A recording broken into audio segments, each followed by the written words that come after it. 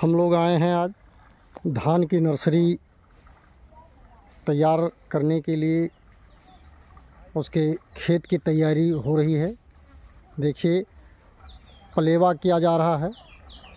आज आधुनिक युग में जब बैलों से खेती ख़त्म हो गई है, ट्रैक्टर से हो रही, तो छोटे जोत में जब नर्सरी तैयार की जाती है तो ये देखिए किस तरह से बेहतरीन ढंग से पानी भर के खेत की तैयारी करने के बाद में पलेवा किया जा रहा है।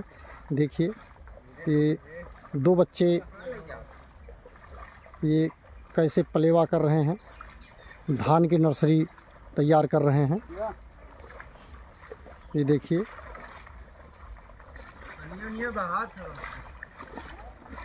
इस तरह से खेत की तैयारी की जाएगी और इसके बाद में इसमें कुछ उर्वरक जैसे डाई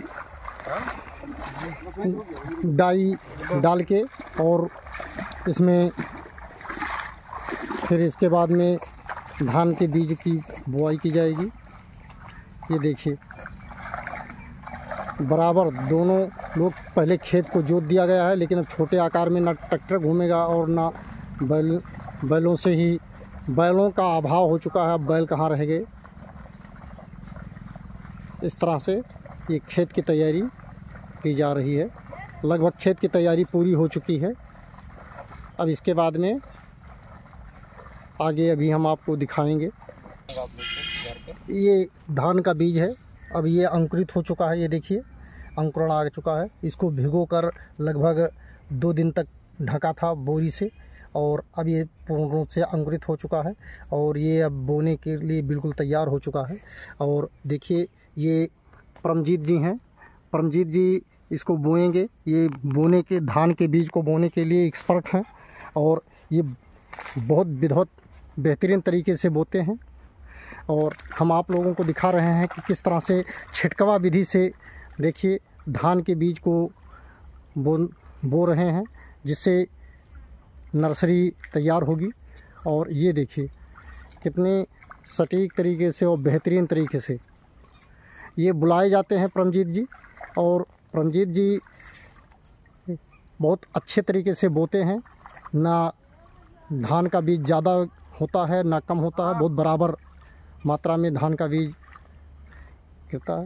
ये छिटकवा विधि से बो रहे हैं। ये नर्सरी जब तैयार हो जाएगी लगभग 25-26 दिन की हो जाएगी, तो इसको उखाड़ कर और फिर खेत में रोपाई कर दी जाएगी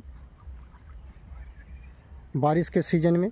और इसको उखाड़ने के लिए खेत में पानी होना चाहिए या खेत बढ़िया नमीदार हो, तब बढ़िया से बीज उखड़ेगा।